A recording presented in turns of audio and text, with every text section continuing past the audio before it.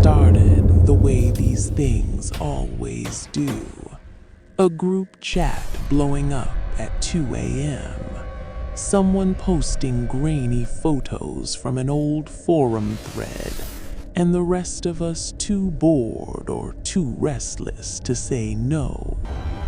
The place was called Willow Creek State Hospital, shut down in the late 80s after a string of lawsuits over patient mistreatment. Everyone in the area knew the stories: lobotomies performed without consent, experimental electroshock that left people staring at walls for years, even rumors of a fire that killed a whole ward because the staff locked the doors to contain the patients. The buildings had sat empty for decades, slowly rotting under vines and graffiti, perfect for urbex. There were 4 of us: me, Alex, the one who always brought the good flashlights; Sarah, our unofficial historian who'd read every article about the place; and Mike, the skeptic who tagged along mostly to film for his YouTube channel. We figured we'd be in and out in a couple hours, snap some pics, feel the thrill, leave before security or cops showed up. We parked a half-mile away on an overgrown service road, cut through the woods, and slipped under a gap in the chain-link fence just after midnight. The main building loomed ahead like something out of a bad dream. 3 stories of cracked brick and shattered windows, the old Kirkbride-style wings stretching out in a V like arms trying to embrace or trap something. The front entrance was boarded up, but we found a side door pried open years ago, the plywood hanging by one screw. Inside, the air hit us immediately, thick, damp, with that unmistakable smell of mold and old paper, and something faintly metallic, like blood that never quite dried. We started in the lobby. Moonlight slanted through broken skylights, catching dust motes that floated like ghosts. Old wheelchairs rusted in corners, papers scattered across the floor, intake forms, medication logs, names we didn't dare read aloud. Sarah whispered facts as we moved. This was the admissions wing. They used to hose patients right here if they came in violent. Mike rolled his eyes but kept the camera running. We pushed deeper, flashlights cutting narrow beams through the dark. The hallways narrowed, doors hanging off hinges. In one room, we found patient beds still made up, thin mattresses sagging, restraints dangling from the frames like forgotten promises. Alex joked about how creepy it was, but his voice cracked halfway through. None of us laughed. Things started feeling off around the second floor. We'd been inside maybe 40 minutes when Mike's camera battery died. First time that ever happened. He swore it was fully charged. We shrugged it off, switched to phones. Then Sarah stopped dead in a corridor lined with seclusion rooms, small windowless cells with heavy doors and viewing slots. She pointed at the floor, scratches, deep gouges in the linoleum, like fingernails had clawed at it for hours. Not random, patterns, words maybe, but too faded to read. Someone was trying to spell something, she said quietly. We all got quiet after that. We decided to check the basement next, the infamous treatment level. The stairwells smelled worse, like wet earth and copper. Our footsteps echoed too loudly, bouncing back in ways that didn't match the space. Halfway down, Alex grabbed my arm. "Did you hear that?" We froze.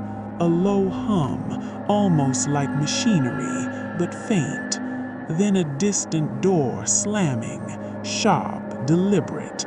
Not wind, not settling building.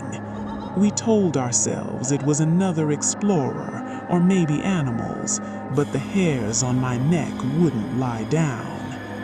The basement was worse than we expected. Long corridors of peeling green paint, rusted pipes dripping black water. We found the old hydrotherapy tubs, porcelain monsters with straps still attached. Medical cabinets stood open, shelves empty except for a few glass vials crusted with residue. Mike filmed everything, narrating in a hushed voice like he was doing a documentary. He said, "This is where they did the really bad stuff. Insulin comas, metrazole shocks."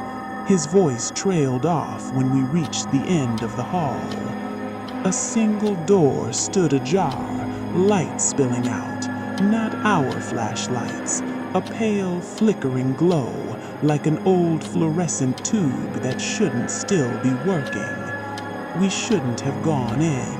Every instinct screamed to turn around, but curiosity is a stupid, powerful thing. Inside was an operating theater, tiles cracked, drain in the center stained dark. A surgical table sat in the middle, covered in a sheet yellowed with age. On it, a small leather-bound journal.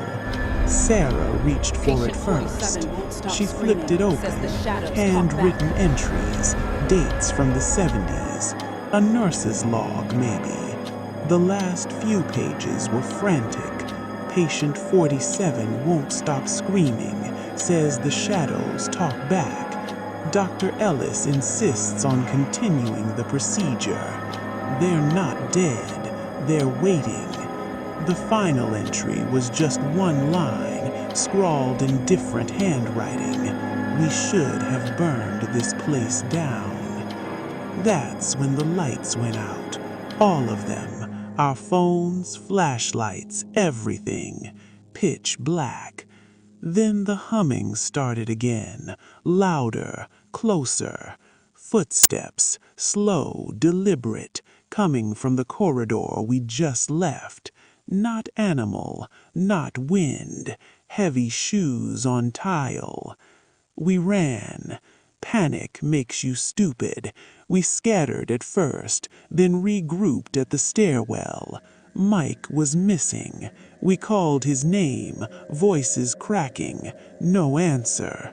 Then we heard him, his voice muffled from somewhere deeper in the basement. "Guys, help!" It sounded wrong, too calm, too far away. We didn't go back for him. I hate admitting that, but we didn't. Sarah was crying. Alex kept muttering, "This isn't real," and I just felt cold all over.